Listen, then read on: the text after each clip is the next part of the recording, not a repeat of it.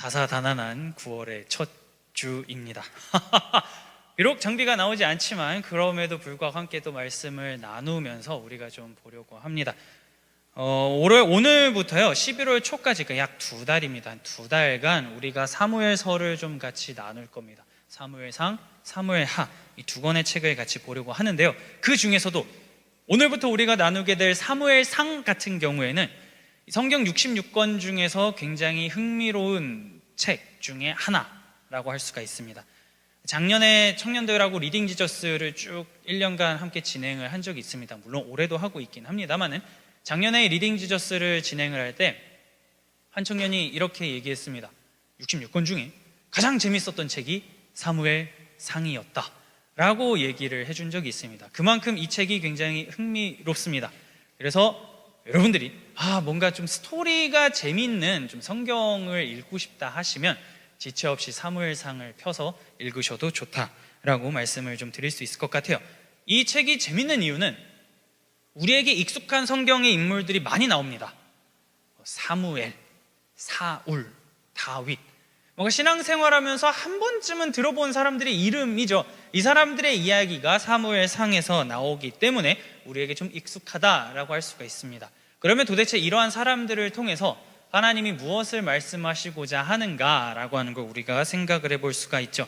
사무엘서 같은 경우에는요, 이 사사라고 하는 어두운 시대가 지난 후에 하나님께서 이스라엘의 왕정을 어떻게 세워가시는가, 이스라엘이 국가라고 하는 체제로 발돋움하게 되는 그 과정을 다루는 책이 사무엘서라고 할 수가 있습니다.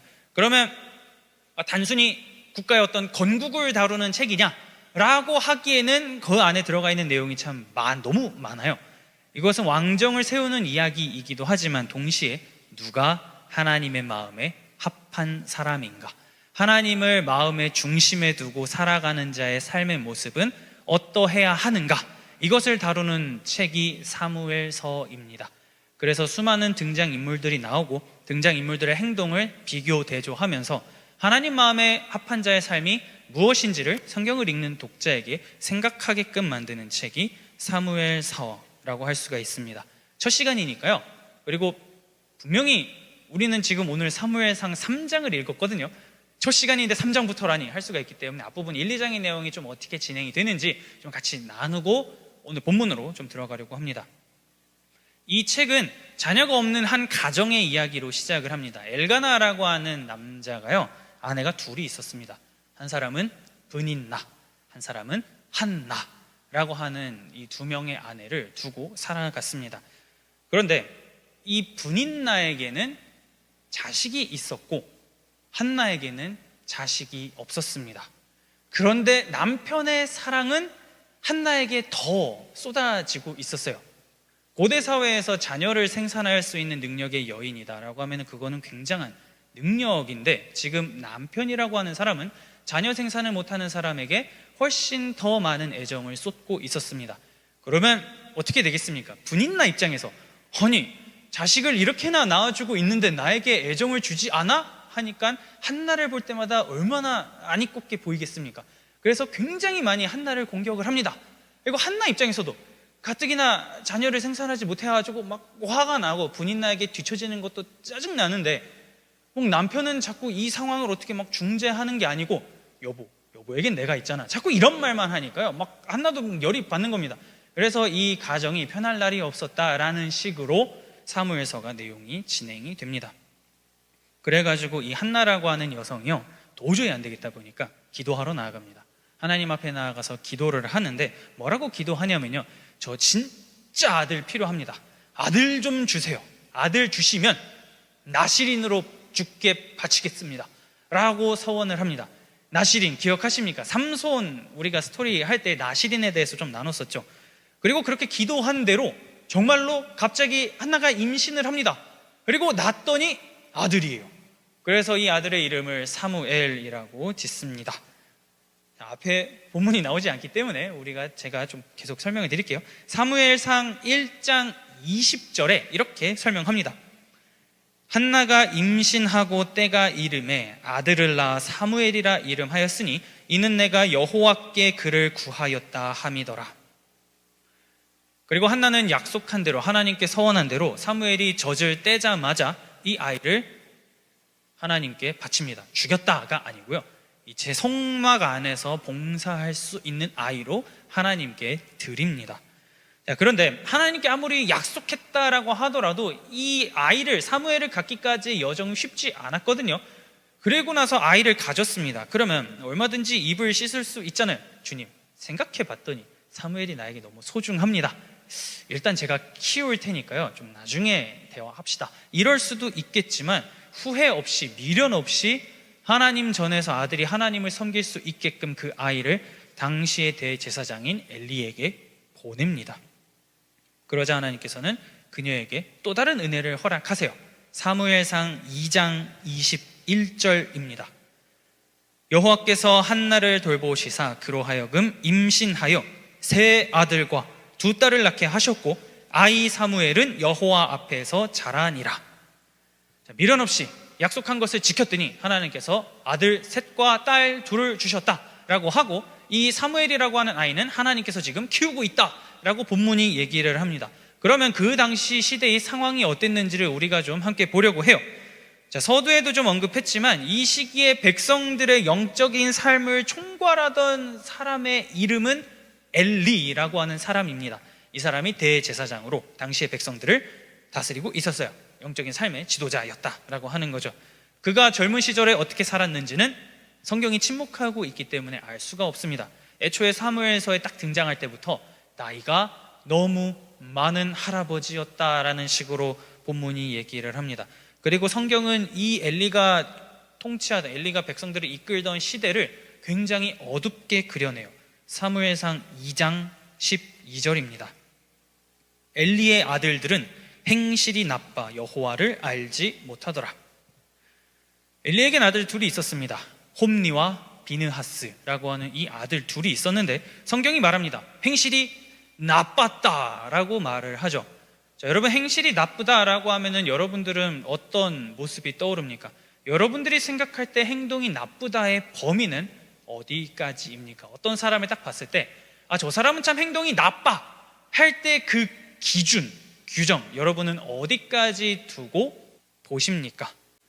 성경에서 뭔가 이렇게 행실이 나쁘다라고 하는 게요, 단순히 껌 좀 씹어봤다 수준을 넘어선다 라고 하는 거를 볼 수가 있습니다. 그 정도 수준이 아니다라고 하는 거죠. 우리가 보통 예수 믿는데 행실이 나쁘다라고 하면은 사실 그 카테고리가 보통 정해져 있습니다. 술이라든지 담배라든지 섹스라든지 마약이라든지 이 정도의 행동 정도가 행실이 나쁘다, 이렇게 생각을 하는데요, 이 사람들의 행동은 더 상상을 초월했습니다. 이 성경에서 나쁨을 사용할 때는요, 그냥 참 나쁘다, 안 좋다가 아니라 우상 숭배, 성적 타락, 폭력, 착취, 하나님을 부정함, 이러한 단어가 다 나쁨 안에 들어가 있습니다. 그러면 대제사장의 아들들의 행실이 나빴다라고 하는 것은 이 사람들이 어디까지 타락한 사람인가를 묘실히 보여주는 그러한 본문이라고 할 수 있죠. 가장 영적으로 최고 수준에 있는 대제사장의 아들들이 하나님을 부정하는 삶을 살고 있었다라고 본문이 얘기합니다. 언약을 파괴하고 하나님 백성의 정체성을 버리며 하나님의 이름을 욕되게 하고 있었다라고 얘기합니다. 도대체 뭘 했느냐라고 하는 건데요, 구체적으로 여기서 그들의 행동들을 다 나눌 수가 없지만 이제 이런 겁니다. 제사에 사용되는 고기 같은 경우에는요, 제사장들이 가져갈 수 있는 부분이 정해져 있습니다. 하나님께서 정해놓으신 부분이 있어요. 이 부위만 너희가 가져갈 수 있어 인데, 이들은 쭉 나와가지고 갈고리 가지고 그 소트 딱 한번 찍습니다. 찍어가지고 나오는 게 만약에 자기들이 가져가야 될 게 아닌 게 나오잖아요. 그러면 그래도 상관없이 나 먹을래 하고 가져갔던 이들이었습니다. 그리고 기름 같은 경우에도 하나님께 먼저 드리고 그 다음에 사용을 했어야 했는데, 그 다음에 가져갔어야 했는데, 내가 고기를 먹고 싶으니까 그 기름 내놔라고 하는 식으로 하면서 하나님께 먼저 드려야 될 거를 자기들이 먼저 가져가는 그러한 행동을 했습니다. 그리고 그러한 행동을 계속하다 보면 당연히 제사라고 하는 그 제도가 붕괴되겠죠. 단순히 제사 제도만 무너뜨린 게 아니고요, 이 성막 안에서 봉사하던 사람들 가운데에 여인들도 있었습니다. 자원봉사하는 거거든요. 여러 가지 다양한 일들을 하겠죠. 여성들만이 할 수 있는 일들을 하면서 지냈을 텐데 이들과 잠자리까지 같이 했던 자들이 홈리와 비느하스입니다. 하나님의 임재가 있는 그 장소에서 부적절한 성관계를 맺었던 이들이 바로 대제사장의 아들들이죠. 자, 출애굽 2세대 바알부올이라고 하는 사건을 통해서 굉장히 쓰디쓴 심판을 맛봤던 자들이었습니다.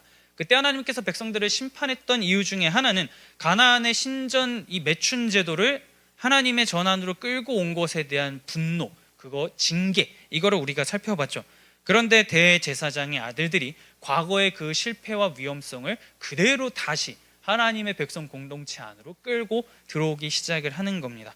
만약에 자신들이 살면서 하나님이 살아계시고 하나님이 인격적이시고 하나님이 언제나 나와 함께 하시고 하나님이 나의 삶을 다 보고 계시다 라고 그들이 정말로 믿고 따랐다면 이런 행동을 했겠느냐라고 하는 겁니다.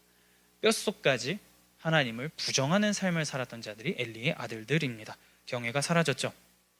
열심히 봉사하는 여성도들을 불러들여가지고 부적절한 관계를 맺는 것, 이러한 행동, 오늘날에도 이러한 문제가 많이 있죠. 왕왕 있습니다. 근데 이러한 행동을 당시의 대제사장의 아들들인 홈리와 비느하스가 서슴없이 행했다라고 하는 겁니다. 이렇게 오늘날로 우리가 바꿔서 생각을 해보면 이들의 행동이, 이들의 죄악이 얼마나 컸는가라고 하는 것을 우리가 생각해 볼 수가 있습니다.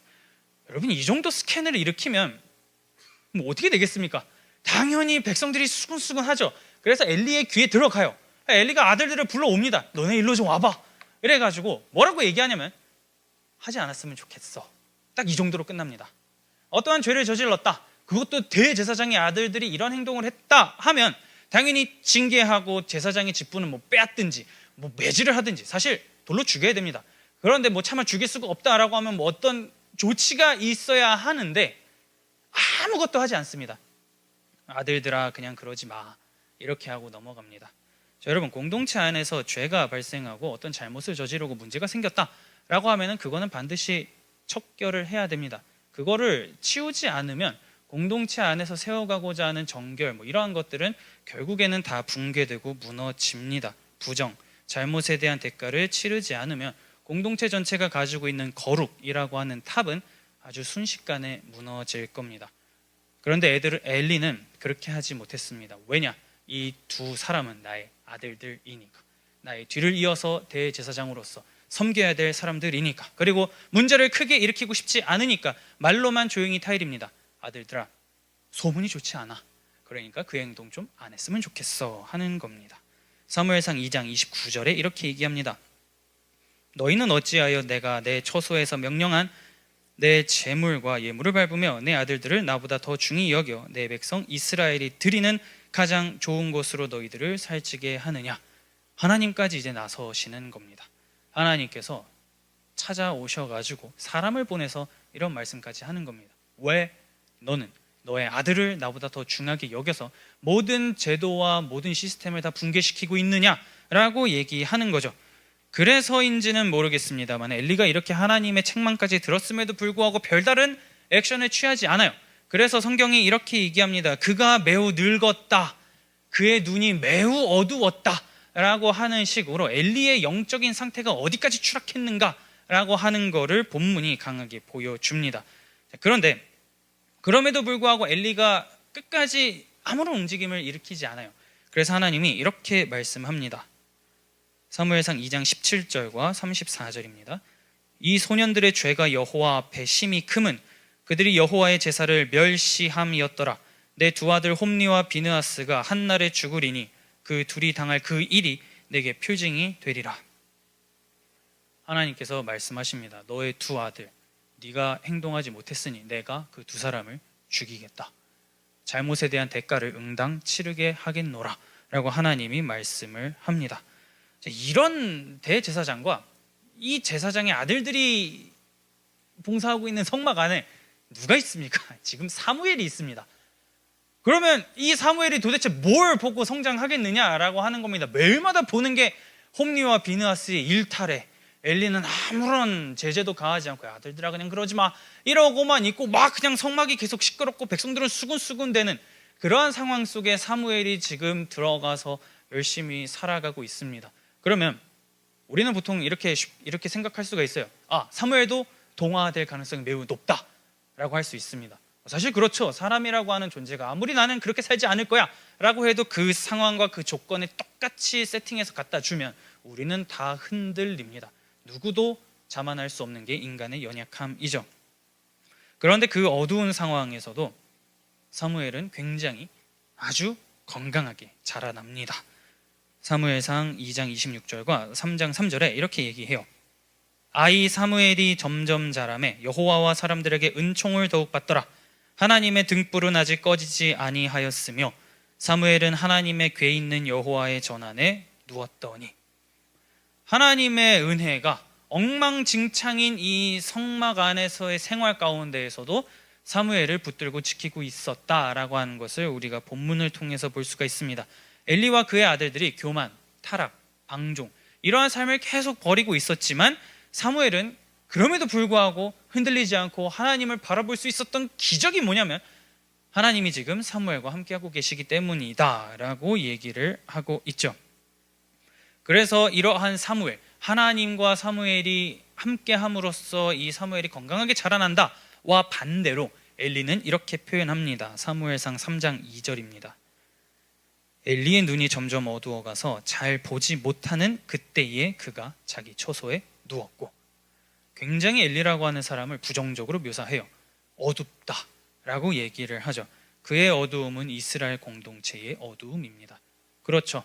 이렇게 제사 제도를 매일마다 인도한다 라고 하면 백성들이 뭘 보고 배우겠습니까? 배울 수 있는 게 하나도 없어요. 그러한 상황 가운데에서도 하나님은 사무엘이라고 하는 자를 지금 계속해서 준비시키고 계시다라고 하는 것을 하나님의 등불은 아직 꺼지지 않았다라고 하는 내용을 통해서 독자들에게 얘기를 해줍니다. 그리고 이렇게 사무엘이 하나님 안에서 자라나긴 하지만 하나님을 실제로 뭔가 만났다라고 하는 것은 아직 이루어지지 않았어요. 지식적으로는 잘 습득하고 있었습니다.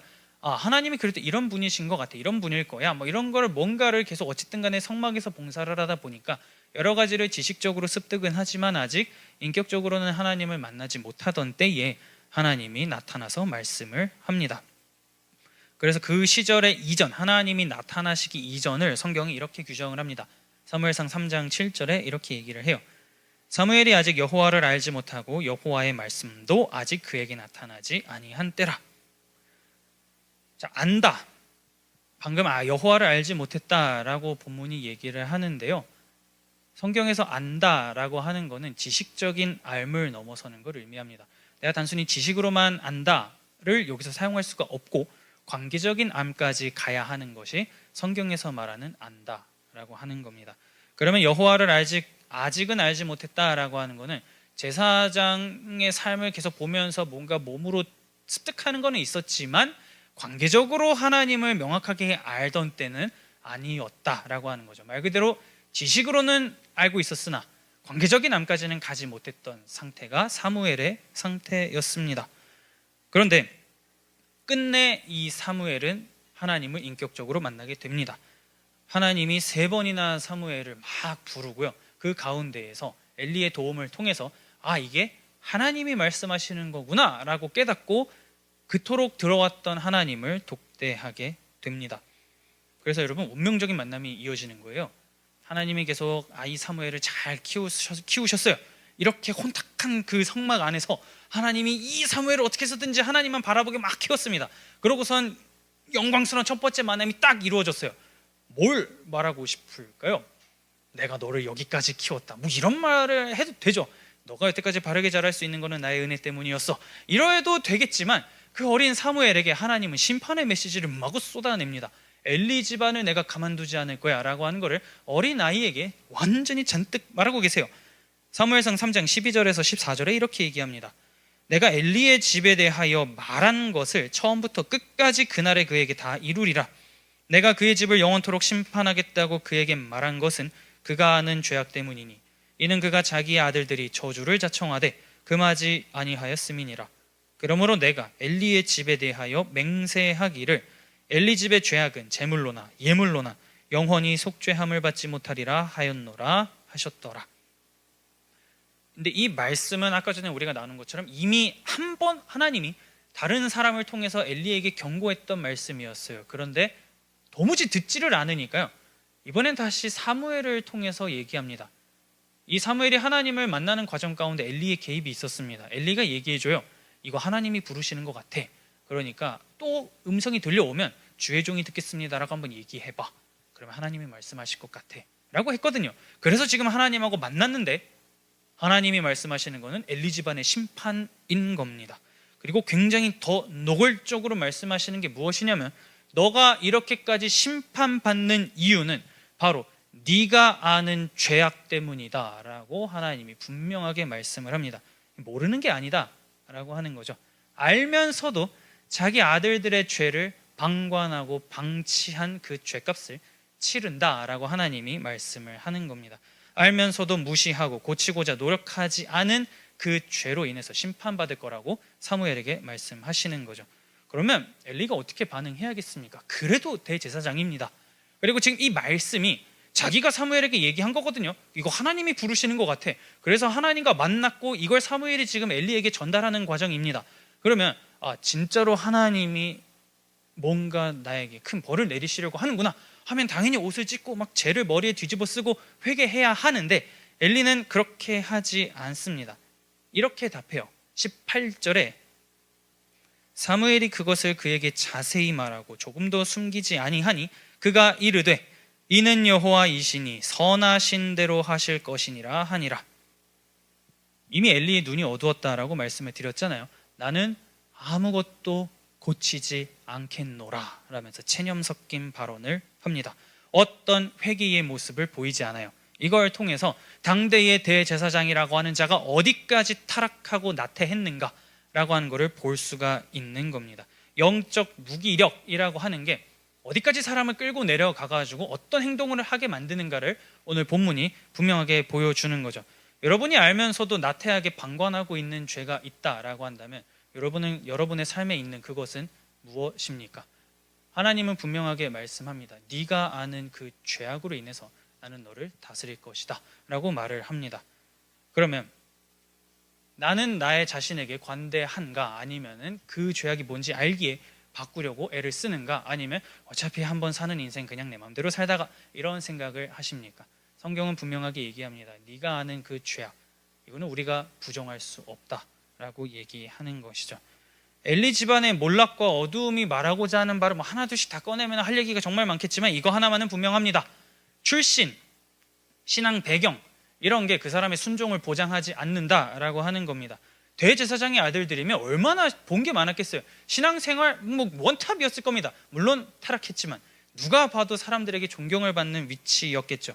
신앙생활을 오래 했기 때문에 모태신앙이기 때문에 습관적으로 교회에서 나오고 습관적으로 봉사하는 그 행위가 내 순종을 보장하지 않는다라고 오늘 본문이 얘기를 하는 겁니다.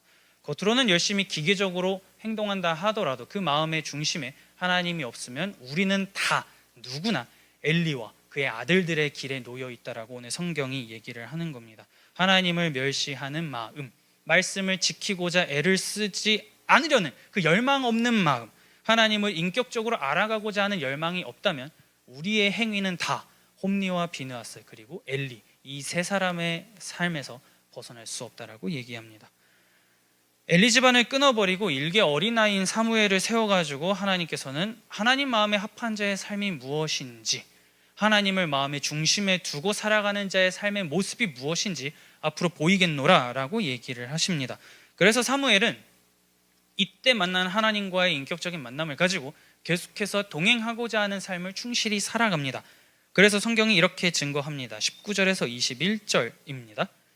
사무엘이 자라매 여호와께서 그와 함께 계셔서 그의 말이 하나도 땅에 떨어지지 않게 하시니 단에서부터 부엘세바까지의 온 이스라엘이 사무엘은 여호와의 선지자로 세우심을 입은 줄로 알았더라. 여호와께서 실로에서 다시 나타나시되 여호와께서 실로에서 여호와의 말씀으로 사무엘에게 자기를 나타내시니라. 본문에서 뭐라고 얘기하냐면요, 하나님과 동행하는 자의 삶의 모습은 나 하나님 믿어가 아니라 주변이 안다라고 얘기합니다. 온 이스라엘이 사무엘이 하나님과 함께하고 있다라고 하는 것을 알게 되었다라고 얘기를 하죠. 하나님과 동행하는 자의 삶의 모습이 이렇다라고 얘기를 합니다. 그러면 두 개가 대조가 되는 거죠. 엘리 집안의 불순종, 나태함 모든 백성이 알았습니다. 수근수근 됐죠. 그런데 사무엘은 하나님이 찾으시는 그 한 사람, 하나님 마음에 합한 자로서 살아가다 보니 온 백성이 하나님과 함께하는 자의 삶의 모습이 이거구나라고 하는 것을 알게 되었다라고 얘기합니다. 신앙은 지식과 실천이 따로 노는 게 아니라 지식과 실천이 융합된 게 결국에는 신앙이다라고 오늘 본문이 얘기합니다. 그리고 오늘도 하나님은 이 어두운 시대를 밝힐 그 등불을 찾고 계신다라고 하는 것을 볼 수가 있습니다. 내 안에 있는 하나님의 등불은 무엇입니까? 가슴 속에 새겨진 신앙의 흔적, 그게 무엇인지 우리가 찾을 수 있으면 좋겠습니다. 성경은 그 불씨를 하나님이 꺼트리지 않는다라고 분명하게 얘기합니다. 상한 갈 때 꺼지 않으시고 꺼져가는 등불 끄지 않으신다. 그 심지를 끄지 않으신다라고 얘기합니다. 타오르게 하면 타오르게 하셨지 꺼라고 말씀하시진 않는다라고 하는 거죠. 그러면 하나님의 등불은 우리 안에 여전히 실제합니다. 그 불씨를 여러분은 어떻게 키워 가시겠습니까? 하나님과 동행하는 자로서의 삶의 모습을 어디서 어떻게 보이며 최선을 다해 살아가시겠습니까? 우리 삶이 하나님을 단순히 오랫동안 신앙생활을 했기 때문에, 오랫동안 그냥 봉사했기 때문에 그냥 늘상 들었던 그 지식으로만 아는 것에서 그치지 않았으면 좋겠습니다.